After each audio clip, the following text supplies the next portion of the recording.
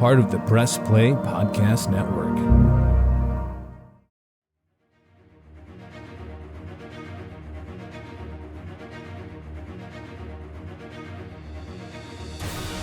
Welcome back, everybody, to Podcast 616, the official podcast of Earth 616. I'm your host, Damon Royster, here with our final episode of the year. Jaw-dropping. Hopefully that was clear when I made it clear last week. This is our last episode of 2023, and it's so crazy.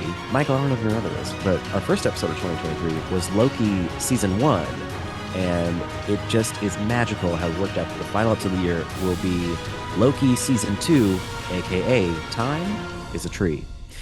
I have gathered some timely guests for you today. These are both pros to this podcast, no strangers to Podcast 616. This first guest was in the very first episode of this podcast when we talked about WandaVision. They came back for Quantum Mania at the beginning of this year, and they're here today to wrap up the year. Please welcome, truly, the first person who ever told me they listened to this podcast. They are an actor, writer, all that jazz. Please welcome to your ears, Isaac Snyder. Hello.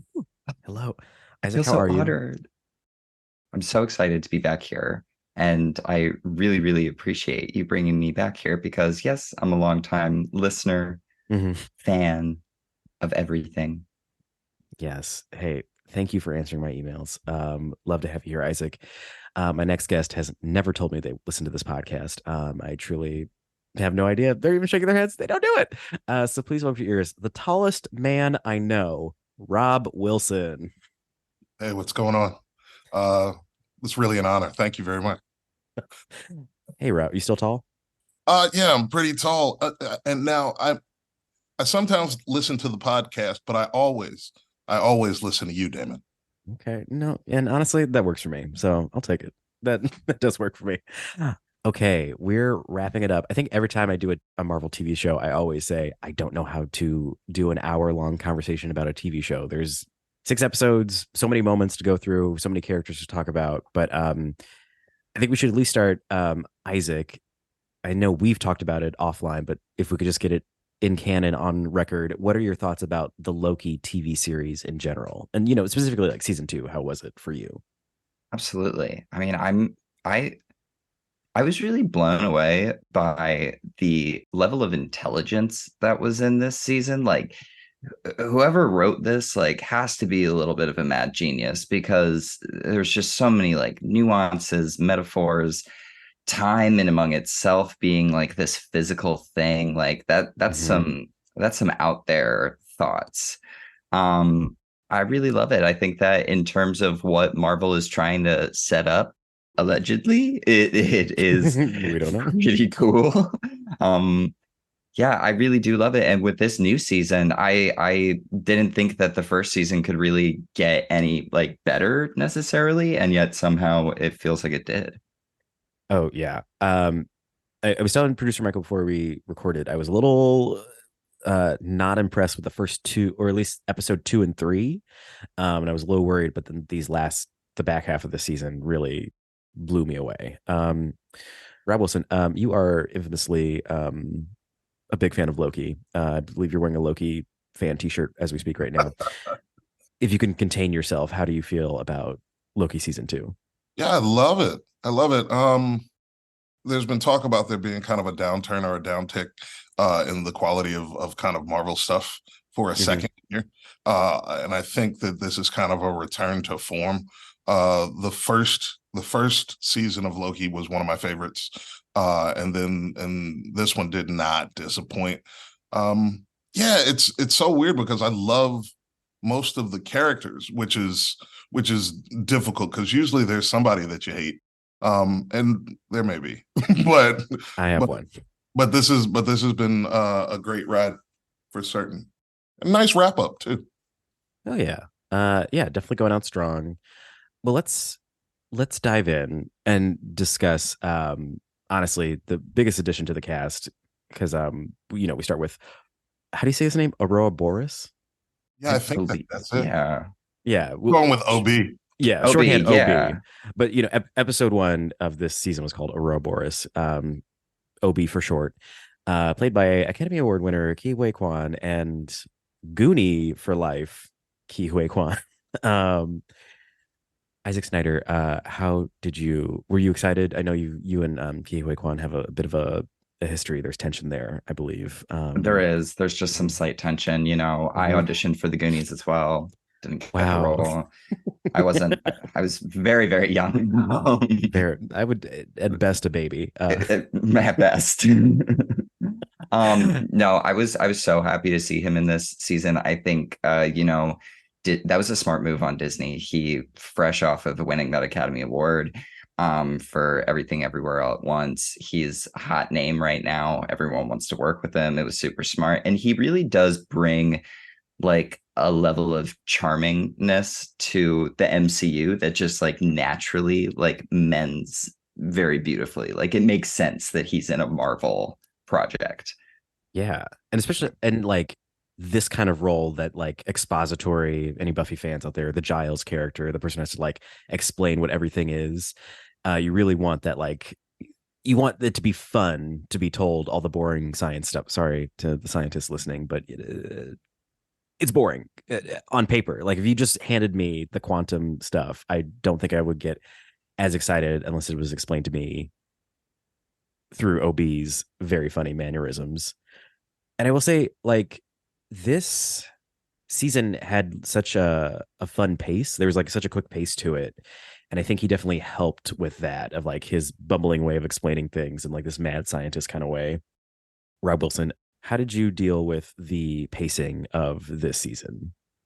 Um, Because I know you like to take things slow.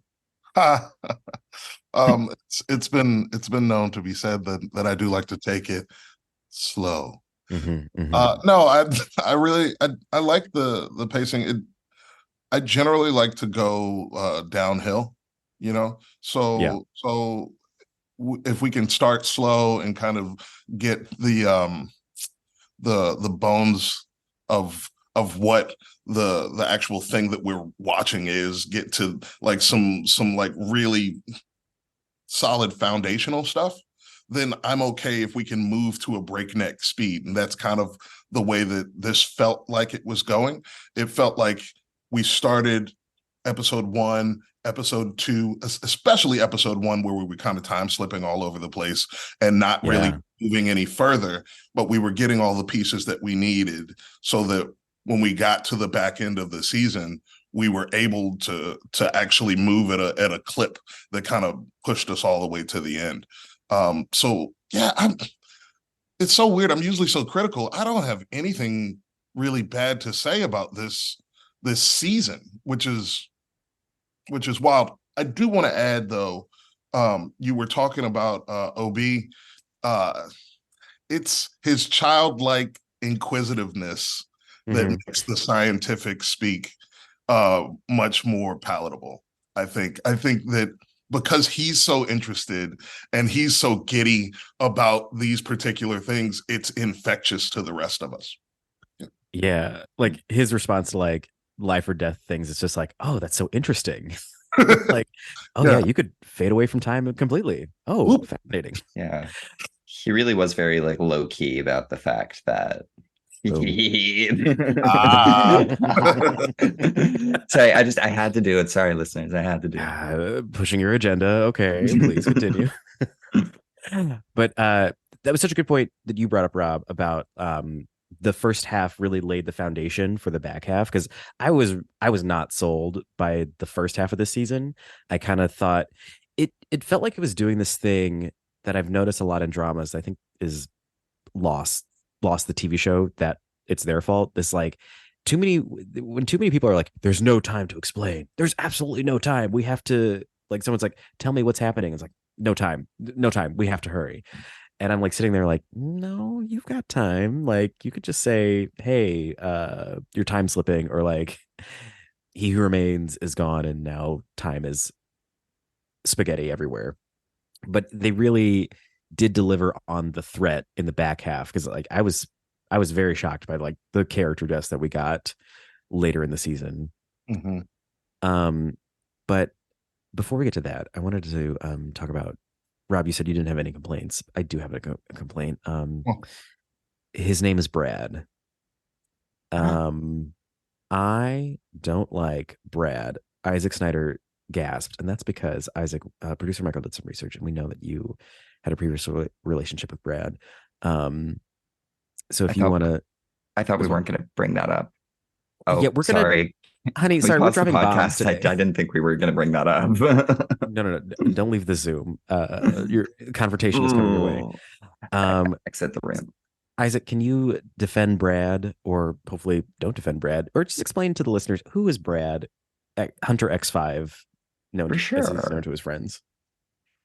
I mean, X5 was great for me. I don't know. I get it. Like maybe he was annoying. I think he was supposed to be annoying in like an endearing way.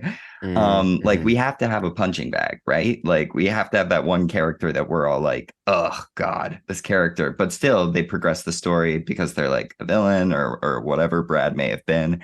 I just thought his story was really interesting. How he wanted to go like back to his timeline and pursue this like dream of being this actor where he's living this like lavish lifestyle of like being rich and famous.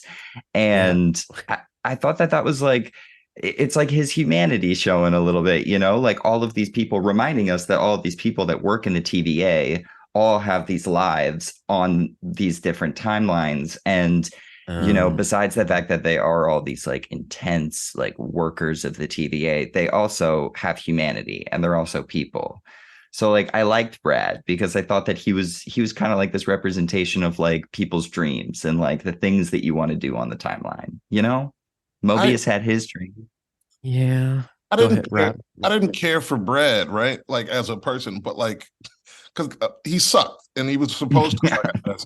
But like if you look at it, like you look at everybody's life on the timelines, Mm-hmm. I mean, it's reasonable because like everybody else's life on the timelines were just kind of fine. But like, Lives. like if you're a superstar and you've got movie openings, yeah, maybe I guess you get to be a jerk. Uh, because like your timeline, that particular timeline is just objectively better than everyone else's. Totally. And I guess I dislike it more from just a organizational of like economy of character kind of way, because I feel like I would have rather the time we spent on Brad, I would have rather seen Sylvie building up her life in a 1982 McDonald's in Oklahoma. Like I wanted to see her apply for the job the first time she used a soft serve machine, figuring out how soda works. Like, because by the time wait, what? I don't like Sylvie. Whoa. I said it. Controversy. Okay. Say it with your chest, Say it with your full chest. The saving grace of the show. You don't like her. Yeah.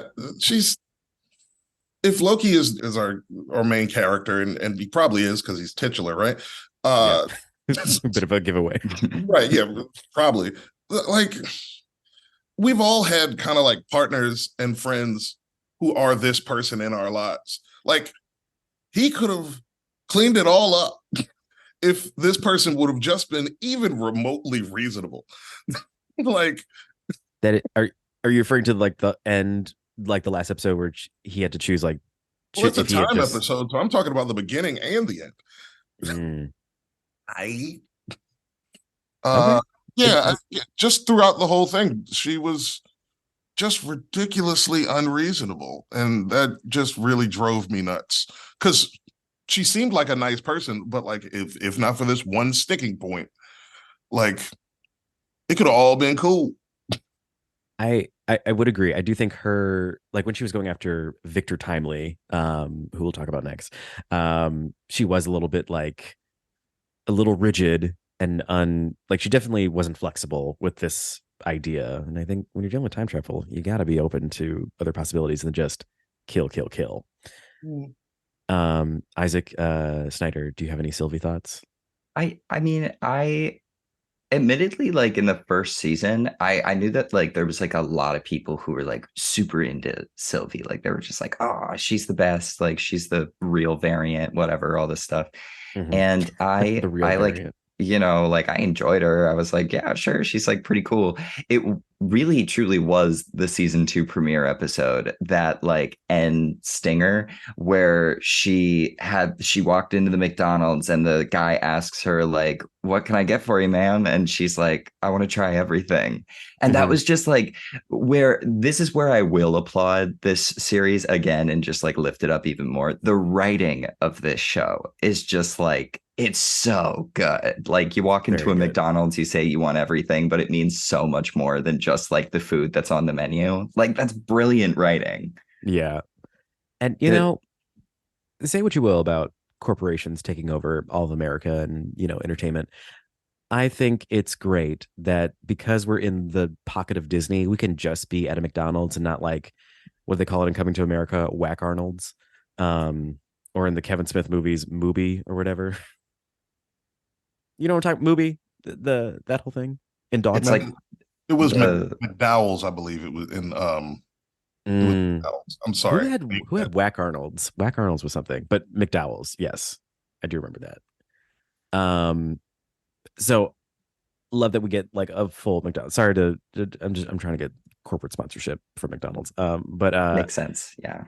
But it does, even though yes, it's gross. It's Coca-Cola. It's Apple. But like I'm glad that we could tap into that literal emotion of like being in a McDonald's where people are just happier at McDonald's. I'm sorry. You know, lock me up for my views. Yeah, I mean, well, it's using like zeitgeist shorthand, right? So like you get to cut straight to the thing because we all know that particular feeling, and imagine us knowing it and her not was the thing that really kind of lined it up. We know the joy that McDonald's can bring before like you get to the point, you know, where it's too much McDonald's. But like when you're a child, you've never tried it. Geez, imagine being, you know, however old Sylvie's supposed to be, hundreds of thousands of years old. I have no idea. And like, yeah, finding that joy. There's something nice about that. Still unreasonable person, but like I'm glad that she got that joy. And then where do we go from here? Is this like... Well, I believe you mentioned you wanted to talk about He Who Remains. He Who Remains. First of all, do we like this nomiker, He Who Remains? Is too much like you know who from Harry Potter? I never thought about it as like you know who, but like I like the He Who Remains title as it makes sense for the show, where it's like at the end of time, what remains, you know? It's like there's nothing at the end of time, but he remains there. So I think that's kind of interesting. And listeners, right there, that's why you do a podcast, because I had never thought of it that way. And thankfully we have guests. And we're back. Thank you. I like that. I thought it was funny in that one episode where he like put his head into the scanner and it's like confirmed, He Who Remains. Like it's in all the computer systems, that's his name. But yeah, we go to, so what is this? We're trying to find, so like the loom is broken. Okay. The fucking time loom is about to explode. There's too many branches. There's too much variance going on, and they need to get access to the blast doors. But the only way to get access to it is having the DNA of He Who Remains, the aura. Right. And so they find a variant in 1893. Does that sound right? Yeah. I really just want you to check my math if I watch the same show. Yeah, that's about right. It was all kind of like a metaphor for bottoming, essentially. Go on. Well, you know, they needed the rings to get bigger so that more could go in. Yeah. All and tops that's here. We have I never thought of that. Okay, we just have to have the gay lens in sometimes. I say all the time. Thank you. Yes, they do need to. Honestly, what is it? Just breathe more, I think is the old adage. Rob Wilson, producer Michael, we did research on both of you, and we found that your family actually dates back to 1893 Chicago. If you could, because I believe like your family kept diaries of the time there. Could you talk to us about what it was like seeing Victor Timely's presentation? You know, it seemed accurate. The I think the slight to overt racism, spot on. Yeah. Okay. What am I to believe is Yeah. happening in America at that point? Well, and that's the thing that was a little strange to me. Like Victor Timely, gives this presentation, at the World Fair, and like they were like, "I'm gonna bid on your stuff," and something in me was like, I can't imagine that those white men wouldn't just take it.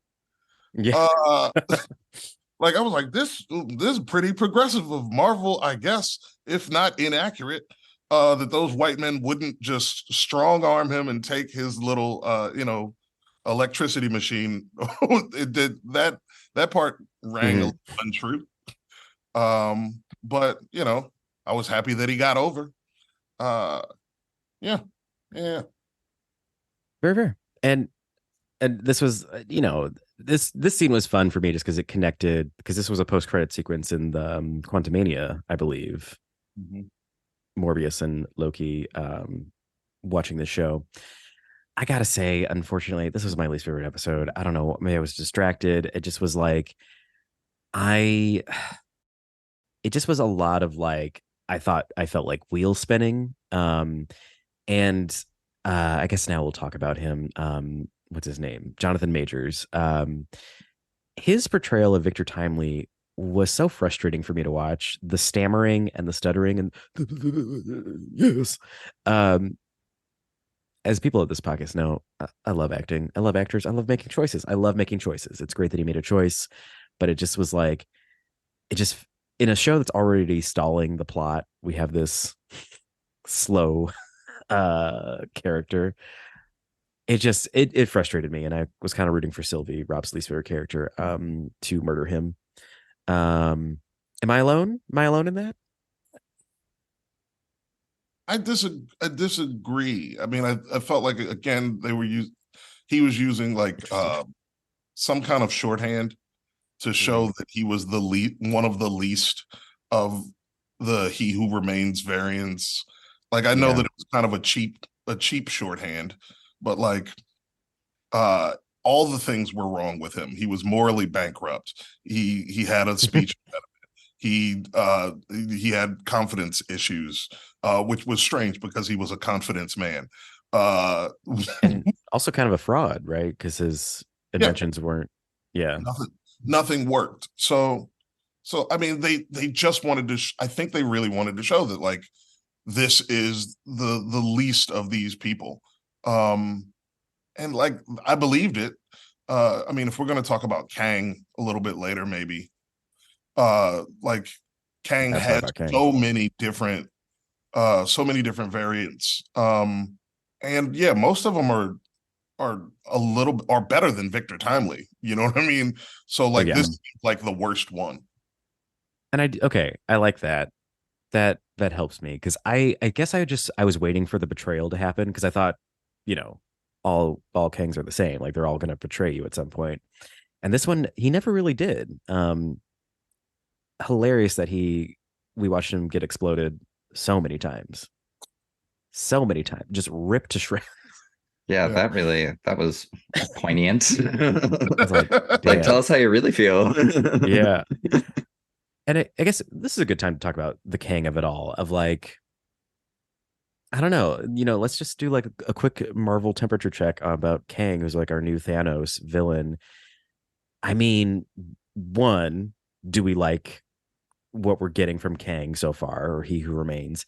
And two, like, should we get used to it? Like, is he staying? Because Jonathan Majors, Google Jonathan Majors, it's not going great. No, it's not.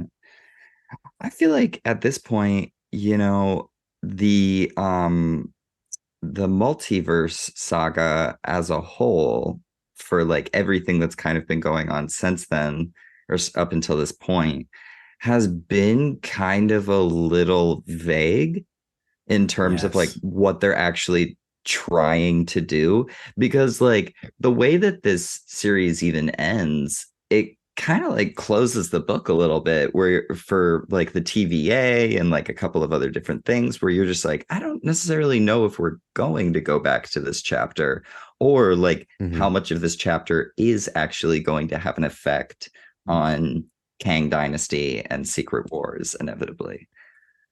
Well, Yeah. I don't I disagree a little. Just because I know that we're going to venture into the multiverse. I know that. I don't know necessarily if Kang's going to be the person. I don't know if the actor who currently plays Kang is the Kang that we get, right? Mhm. Ooh. Because it's a freaking multiverse and it could be anyone, really, if you wanted to do that, right? Yeah. I was gonna. That's what I was alluding to before we started recording. Of like, I thought this series might have started to plant the seed of like, oh, my face can change or something. Mm-hmm. I just don't think they got footage of that before the strike. Um, but Right. I think maybe that's kind of where they were going. I think we will. I think they have to almost separate the person from the character. Mm-hmm. But like if they're going to introduce your X-Men, you've got to keep the multiverse on the table. If they're going to introduce the Fantastic Four for real, which they are, they've got to keep they've got to keep this road going just so that they can get to the next piece of their phases, I think. Mhm. And I'm excited for, I'm geeked about X-Men. Like there's no real for me who grew up, in the 90s basically, there's no bigger part of the Marvel universe than them. Like Captain America's cute and everything, but let's get to Wolverine. Have you True. seen the Marvels? Did you get a chance to see the Marvels yet? I haven't yet. I told you I'm tired, but I'll get there Okay. maybe this I'm just, weekend. I'm just saying, I'll just say I saw an X. I'll just say that. I saw an X when I saw that movie. Just Well, Kamala, a little offer there. go ahead. All right, cool. This is probably the most uniformly nerd trio I've ever assembled for this podcast. I'm usually like checking in more with people like, do you get this? But I like this. I know you always do. You're like, I usually like to get someone who like doesn't really know that much about Marvel and then someone who does know a lot about Marvel. And when I saw that Rob was going to be on here, I was like, oh, we're going to talk about Marvel. Yeah, this is a serious Like, conversation. I think because this is season 2 of a series, I was like, I can't ask somebody to start a brand new show the second season in. It's too much. Okay, having both of you on here is very much like nerd heaven, and heaven is great, but also too much of a good thing is too much. So we need to take a break. That's basically what I'm leading this into. Michael, I hated all of that, but leave it in because I like to be real. So we're going to take a break, and when we come back, we'll talk about the back half of Loki season 2. We got to talk about Owen Wilson, who I I don't know. Am I in love with him? I don't know. Let's work through those feelings. I But we'll think talk I about. am. You're valid. I think I'm in love with Owen Wilson. I'd love to be valid. Okay, thank you, Rob. Famously silent. So we're gonna talk about the rest of Loki, Owen Wilson, and B15 and Miss Minutes, who went crazy. Okay, keep it right here. Podcast 616. We're gonna be back.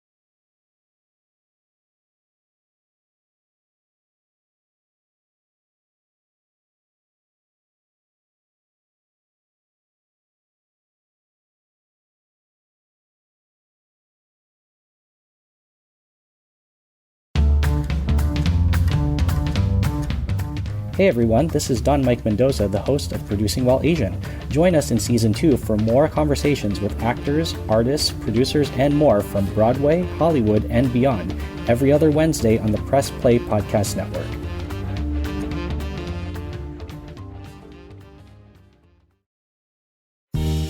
Hello, Brooks here with the Books with Brooks monthly book club podcast. Here's how Books with Brooks works. We read one book a month, and then we talk about it. Classics like Stephen King's The Shining, debut novels like We Are the Brennans by Tracy Lang, and tons of other compelling, life-changing stories, one book and 1 month at a time. So come read along with us, and then listen in.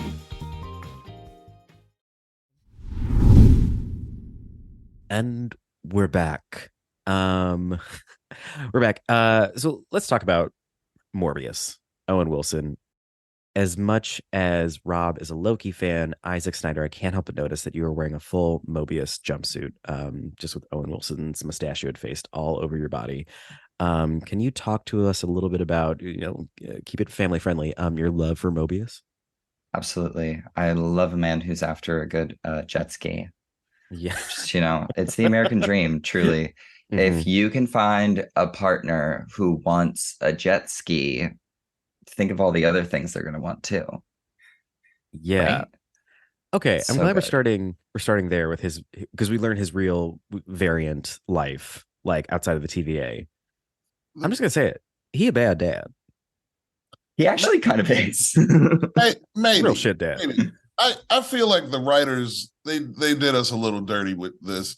I feel like they Tyler Perry'd us a little bit when they made him a single dad. Yeah. Like, just trying to make it for my boys. Like, yeah. I felt like they were like, you must love this man. And I was like, I do. I really do. And I reject it. I reject it. I see what you're saying, and I reject that. Of like, oh man, a man tried. We must love him. Like, it must be hard. Like, he has to do something. Just the fact that we're at the jet ski store and both his sons call him, and he's like, I'll call them back. Yeah, they really. And then he left. He was doing nothing. Yes. He left them too. Just completely said like, no, yeah, I'll go. Like his when he was on the timeline and he couldn't even remember who Loki was, he was just like, yeah, like I'm good. Like, look, I'm still there. Get right back though. You wouldn't go if you could get right back. I mean, I wouldn't, but only because so this whole season reminded me so much of Doctor Who, and that's always what the doctor says, like, oh, I'll pop you right back in like 2 minutes. And then like season 1, wasn't that with Rose? Like, she missed a year of her life. So whenever someone is like, oh, don't worry, I'll pop you right back here, I'm like, I don't believe it. Them adventures though, in Doctor Who and this as well, but Doctor Who specifically, those adventures though, like, what is your life anyway? Rose's life was bad, his was bad. And Rob, I'm doing a podcast. That's what I'm doing. Wasn't he in a landlocked state trying to sell jet skis? Oh no, was it? See, that's what I was thinking too. That's hilarious. There was no water near him that we saw. He looked like he was in the Midwest. Right. Trying to make it with his 2 boys. In Kansas. It just, I don't know. It was strange at the end of the season when like Mobius, because I did like that Loki was that conversation of like giving everybody a choice, like alerting them to like what their past lives were so they could choose between the TVA and going back to their regular lives. But for Mobius, I was like, really? You wouldn't? I would rather preserve time than sell jet skis in the Midwest. Maybe that's just me. With 2 dysfunctional Dennis the Menace kids. That kid, he was burning his action figures. That's fair. He was burning the action figures. And then the other one was like, he was like, hey, go make sure that one doesn't do anything bad. Yeah, the other one's in charge of just monitoring. Right. He must have been selling the shit out of those jet skis though, because they had a trampoline and like a 2-story house. Yeah, for a single dad, single man, 2 boys. No, they was eating. They stayed with Lunchables. Said it was the best one on the block too. He did, which could be, objectively like, yeah, it's his house. He really loves it, but he did say it was the best on the block. what was it? His name was Don. I prefer Mobius to Don. I'll just say that. I'll just say that. We also get some backstory for B-15, which I feel so bad for this woman that her character name is B-15. Like she doesn't get a cool like Matrixy name like Mobius. She's just Hunter B-15. But she's a doctor in 2012 in New York City. In New York City. And I'm like, is this on the Avengers timeline? Because we all know what happened in 2012 in New York City. Right. Loki. That actress, what is her name? I feel like I will butcher her name and I'll feel guilty. But Hunter B-15, yes, Wunmi Masaku, that's how you say it. She really, I think, was putting in the work to make me buy into the timeline branches being destroyed, which is also like how I feel like that's also been my struggle with like this multiverse saga that we're on. Like, it's really, you got to work really hard to make me care about an alternate dimension being erased, because I'm just like, okay, bye. Right. So I got a question.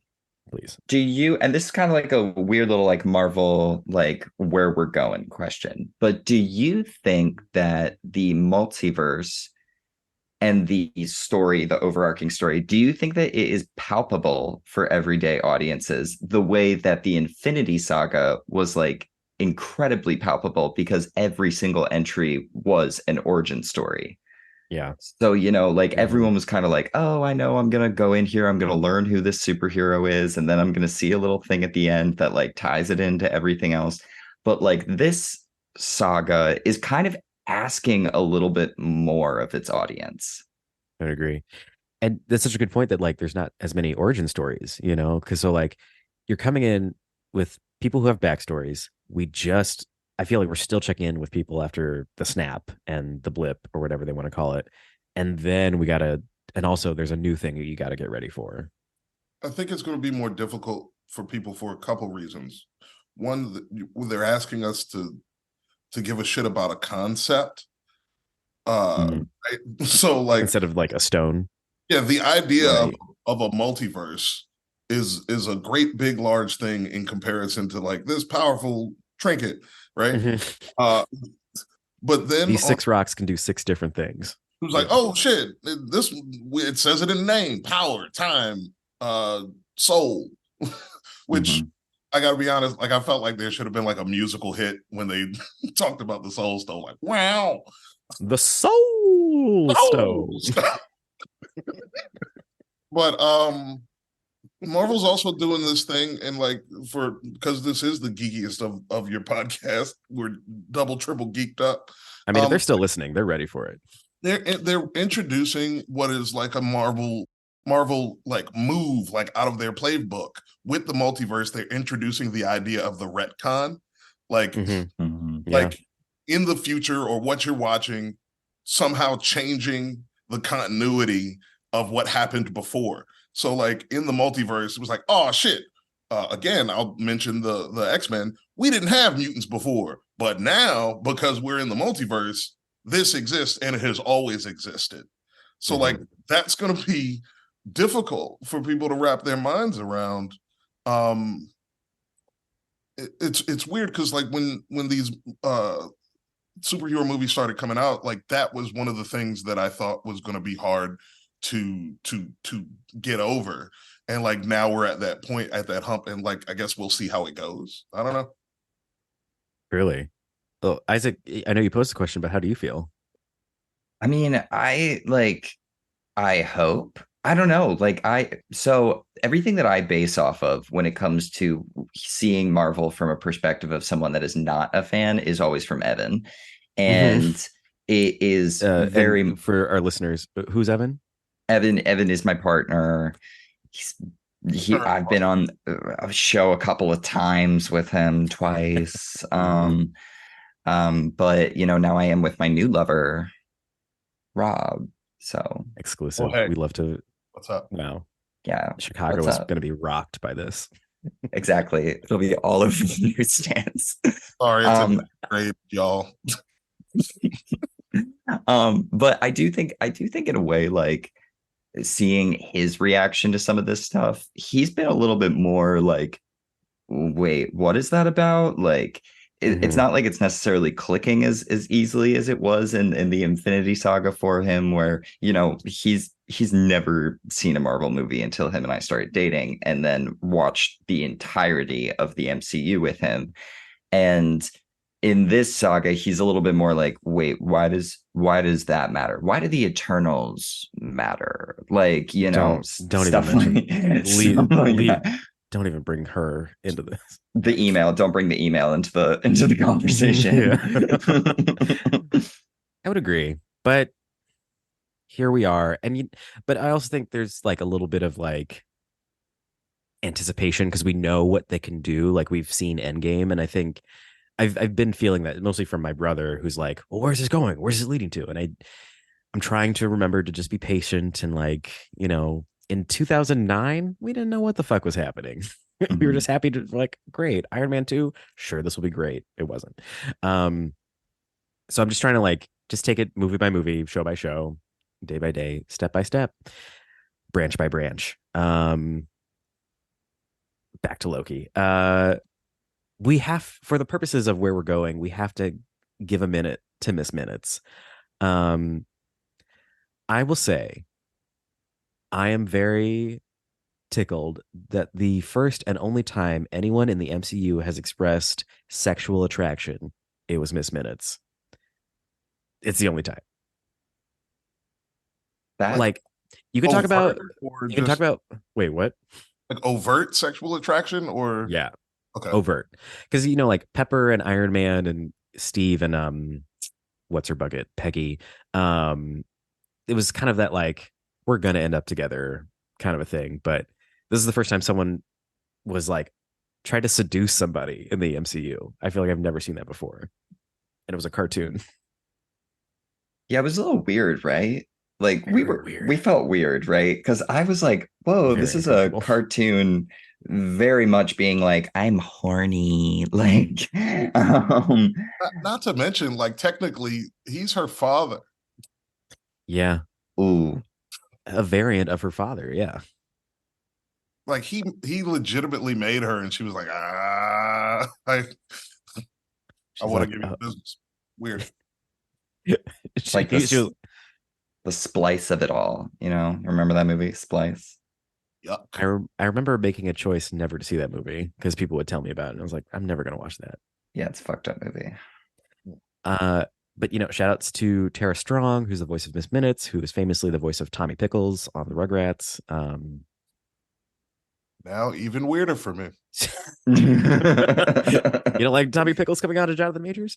You know, I hear it. But I do like that Miss Minutes was like much more of a villainous entity. Even though, I don't know, she didn't need to be, but that was fun that she's kind of like carrying on. What was her whole deal? She wanted to destroy the TVA. I think it was really just based in her horniness. She just wanted to be with He Who Remains, and she was willing to burn it all down to do it. Yes. Yeah, I think that was it. Which is crazy, right? That is. Yes. It's wild. But she was like, because I think that she also definitely at her end game was like to be just with him in whatever capacity that she could be with him. But like in doing so, she had to grab like Ravonna or Ramona. Is it Ramona or Ravonna? It's Ravonna Renslayer. Ravonna Renslayer, right. So she had to grab Ravonna to be like, hey, I need you to figure out like the truth of all of this so that you can get me closer to this man. She was conniving. She was a little evil. Great soap character for a soap opera. Truly, we need that. She was the only evil character in this whole show. Yeah, I mean, we do get that we re-meet He Who Remains in the last episode. Yes, true, but like, I mean, throughout the rest of the scope, like, she's someone whose intentions were impure. Like, everybody else was trying to help in one way or another. Even He Who Remains, the original, was like, look, I know what I did was messed up, but like it'll be so much worse if true. we change it. So like I forgot about that. That's true. Who was kind of shitty, Yeah. and it was because of her little pixelated hormones. Could barely see them. Puritans lesson. We also got a little mention of Renslayer, played by Gugu Mbatha Raw, who also did it. She had her time on Doctor Who.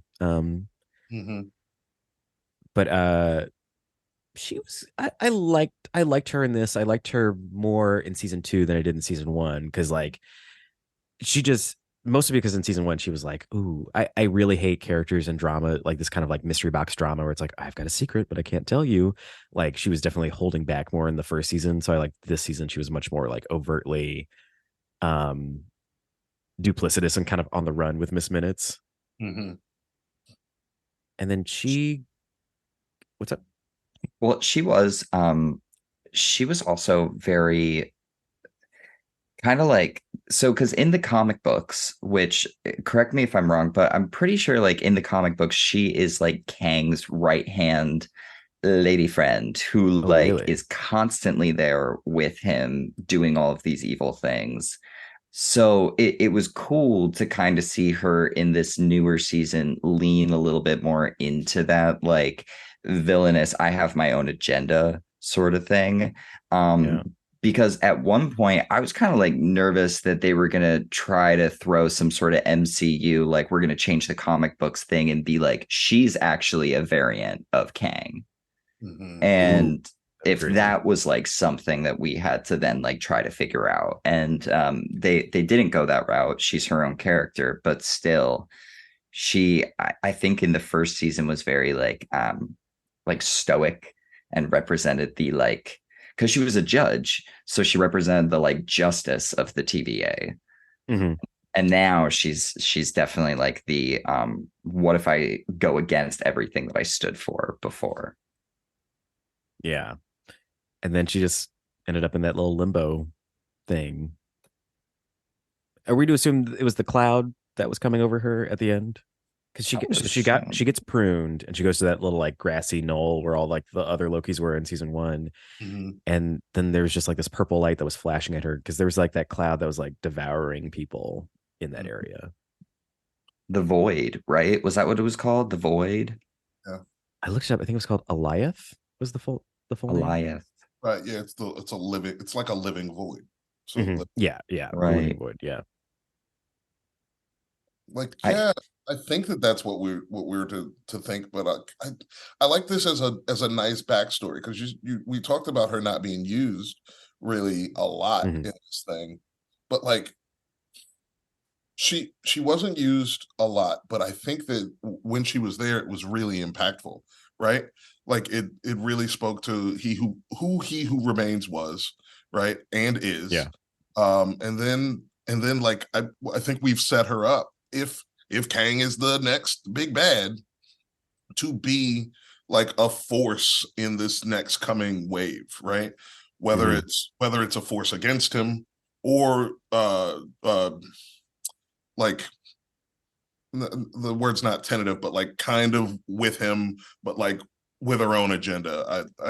I'm not great with words, which is great for this medium. Words are all we have, Rob. Word? Yeah. But yeah, I do like what you're saying. Like, I do like that of like she's aligned with Kang, but like has her own agenda, like you said. I think that does make for a more interesting villain. I think to wrap up this conversation before we get to our final game, we got to talk about Loki and where Loki ends up at the end of all of this. I was looking this up. So he like goes into the loom and recreates the loom and kind of makes all the branches a literal like tree. And I was looking this up. I think that's how Odin explained the 9 realms to Thor in the original Thor movie. It's like the realms are like a tree. So I kind of thought that was kind of cool that he ends up sitting on some type of throne, which is what he's always wanted. Yeah. I never thought of it that way. at all, but that's so true, because I knew that like the tree, there's like this Norse mythology thing with like the tree that he is Yeah. representing. I like, honestly, I tried to read a little bit about it before we started this podcast, but I didn't understand it, so I kind of gave up on it, and I was like, Mhm. okay, I'll just think about the Marvel stuff. But it seems like he is now this multiversal tree bearer thing, right? Yeah. Yeah. Like he is the keeper of all time. Uh, yeah. Rob, what were you going to say? I think in the comics, and I haven't read them all, but like they mention this is how he becomes the god of stories, as Ooh. opposed to like just the trickster god. So like Mhm. him like sitting at the root of all of the stories that kind of come out, like this is part of that particular storyline that does his turn. This is the only way that he could have turned into a good guy or a force of good, right? Yeah. um Mhm. if if Loki has idle hands ever, then like he becomes like a problem. Uh so Mhm. so this keeps him both stationary and busy at the same time, which is really, really lovely. It's his glorious purpose. Yeah, great Yes. titling, by the way. Great title. That was like the name of the first episode and the last episode, Glorious Purpose. Mhm. Ugh. We love to dovetail into bookend here on Podcast 616. And the way we always bookend is with a little game called Fuck, Marry, Kill. This is going to be an interesting people on the docket. If you remembered, we already did the main characters of Loki. I would say the main characters of Loki the last time we talked about season 1. So season 2, we've got some pieces to pick up. So on the menu today for us to choose, we've got OB, Hunter B15, and everybody's horniest animated cartoon, Miss Minutes. I will go first to give my guests time to think. My answers are not the right answers, but these are the answers that I think are right. Oh my God, what am I even doing? I'm going to marry OB. Like, can you imagine? Can you imagine not doing that? I mean, again, no pressure on anyone else, but like, I'm going to marry OB. Ke Huy Quan. I can't say I've had a crush on Data from the Goonies, but he's been in my life for so long. I love this man, and I think he was wonderful as OB. Like I said before, he can make science interesting, and I need that because, as someone has pointed out to me recently, I don't know a thing about science. Vinnie Thomas said that. So I will marry OB. I guess I'll fuck Hunter B15. I guess. Sorry, I wish I could be more romantic than that, but just with what I want to do with the other two, that's just where she falls. Cool that she's a doctor in her real life. And I think she had a softer season 2 as opposed to her like I hate Loki in season 1. Mhm. So we'll explore the softer side of Sears together, and I will kill Miss Minutes. I hate it. I hate it. I hate that she blushed when she was trying to put the moves on Victor Timely.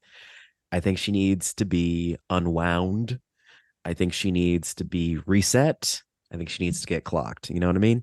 So smashing Miss Minutes. Rob loved everything I just said. You can't see him, but he loved it all. So let's go. Rob Wilson, please. Who are your picks for Fuck, Marry, Kill? I'm gonna get pretty controversial here. Where else? All right. I'm gonna fuck what's the clock's name again? Miss Minutes. I'm gonna fuck Miss Wow. Minutes because she is the horniest, and I'm imagining will just virtual will so we'll be able to go forever. So I always forget how you're like when we play this, and then we start playing the game, and I'm like, oh yeah. Sorry, please continue. sorry. I'm gonna marry the black woman because I'll be damned if I'm gonna kill her. Good point. Also, like, just a strong, dope character, and like, I feel like we can really build together. Honestly, you know what I'm saying? Let's figure out time together. And I'm sorry, my bro. I love you, OB, but you gotta go, my guy. OB's out of here. He already did all the things he was going to do on the timeline just because of the loop. So like now's the time for him to go and rest. Damn. Yeah. He threw up the deuces. Isaac Snyder, please close us out for potentially the whole year. We might do another episode, but for now, please. Whoa, that's so much pressure. Oh my God. Sorry. Truly. So I think I'm maybe just a little bit different because I think I would marry Hunter B-15. Because she seems like someone who would, be like, hey, you're being kind of wild right now. You need to calm down. And I'd be like, thanks, babe. Like, oh, love you. It would be really lovely. Yeah. We'd have a great relationship. And then I would definitely fuck OB, otherwise Ke Huy Quan, for sure. Because he's kind of like nerdy, and I kind of think that that's like sexy. So like, he knows what he's talking about like the timelines and stuff. So I really like that, and I think that that's very sexual. And then Miss Minutes, absolutely. Bust that clock out, say bye, like, you're gone. And I would kill her because I'm a little worried that Miss Minutes is gonna come back in some capacity. I think that, we got a Deadpool movie coming up soon, and I think that's too good of a joke for that movie to miss. You know what I mean? A Miss Minutes joke? A Miss Minutes cameo or something. Like, wouldn't you love to see Ryan Reynolds just like shove one of his samurai swords into her and she just be like, like, it'd be so funny. It'd be a huge gag. And I think that I think we should knock her out. I love to hear it. Thank you both so much. That was Loki season 2. Honestly, an A for me. An A. A wonderful watch. That's a pun. A wonderful watch time. Rob Wilson, So good. What's going on? Where can we find you online? Are you doing anything? What's up? Nothing in particular. You can find me at Rob_Wilson, WILLSUN. I pop stuff up there. You should check it out. It's all very funny. You heard it here. A guaranteed laugh. Isaac Snyder, how about you? Oh, life is living. We're done with strikes. So come on, jobs. Let's go. We can speak again. We're done with strikes. Let's go. You can find me on Instagram at Ike D Snyder. That's Ike IKE, D as in dog, Snyder SNYDER. You can find me on TikTok. I don't know, like I've been kind of like having a little bit of fun with TikTok again lately. I think that sometimes you could have a good time with it, and I'm ID Sny on there. Sny. And then Twitter, but you don't want to follow me on Twitter. Like, please don't follow me on Twitter because I just have really garbage takes, and I just don't need people to know how embarrassing I am. But you're still going to post on Twitter. Absolutely. We love a paradox. You can follow this podcast on Instagram at podcast616P3. That P3 stands for Press Play Podcast, our podcasting network that lets us talk about Loki at the beginning and end of the year. And you can follow me on Instagram and TikTok at Black Chandler. Black is spelled BLK. Chandler is spelled like Chandler Bing. And you know what? That's just how we're doing it. And you know what?